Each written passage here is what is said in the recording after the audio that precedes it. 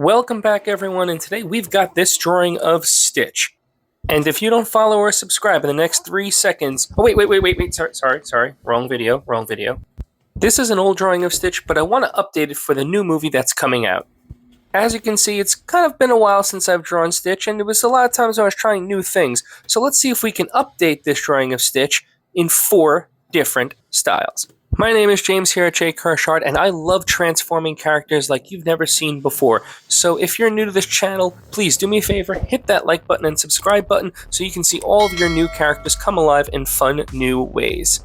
Now let's take the cuddly cute Stitch and move him into the nightmarish world of Five Nights at Freddy's. One of the key takeaways when drawing this particular style is to make it look both like Stitch, but also like a FNAF animatronic. So I changed the jawline a little bit to make it look more like an animatronic, and as you can see, I'm going to add more of the robotic features that we come to know and love from all the different characters throughout the series.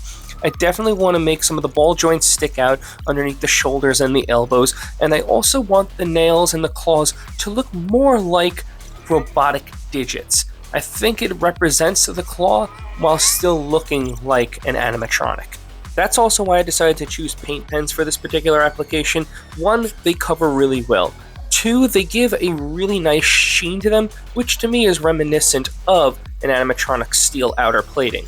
I really like the cartoon feel that the piece has with the Posca markers and my other paint pens. I think it makes it really pop. And it's a great way to showcase the overall color scheme that we'll be using for Stitch. Now, there are going to be some variants in some of the colors that you will see, and that's okay because I just want each piece to kind of feel like it has its own individual flair. Now, I know I did say the nightmarish world of Five Nights at Freddy's, but I mean, look at him. He just looks so cute. But now we're going to remove all that cuteness behind because we're moving on to the horror side. How? That was a little creepier than I thought it would be, but then again, it is horror. And speaking of horror, let's talk about how we're going to execute this horror drawing.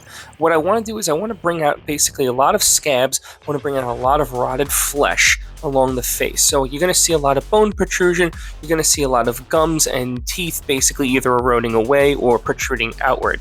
So we're going to add a lot of dark and gray shadow values out. That's going to make all these ridges pop out. When you're drawing and you want to learn how to draw certain complex things like zombies or undead creatures and things like that, you're going to have to build up a mental category or a mental catalog in your head of all the different types of variants of shapes, and we'll talk about that more with realism. But for here, what we want to do is keep everything muted and gray. This will give that really warped, scary, creepy effect. You want to add lots of blacks and values to bring out all the darkness. It's also important to make sure you add all these little blood vessel textures in the ears. When you look at animals like dogs and cats, you'll see they have these blood vessels in their ears, and it's good to accentuate them when you're doing something like horror. With horror out of the way, we can bring them back into the darkness with a beautiful glow up. If you're ever having problems doing the neon effect, one trick that you can do is basically retrace out all of your lines really bold. That way when you put the black over it, you'll be able to see it a lot easier. That way when you're doing your glow effect, you can trace it a lot easier as well. If you are planning on seeing the movie, I need to know one very important question.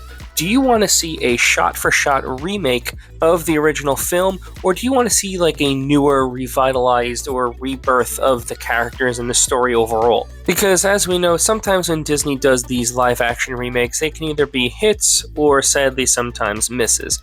I won't go into details which are the hit and misses, but I think you have a general idea. Also, let me know what you're excited most to see about the remake.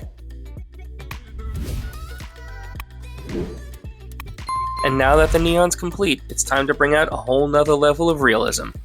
Earlier in the horror part, I talked about building up a mental catalog, and basically how I'm going to apply it here with realism. I have to look at several different types of animals. I look at cats and dogs particularly because that's kind of what Stitch emulates, is mainly a dog, but there are some cat-like elements to him as well.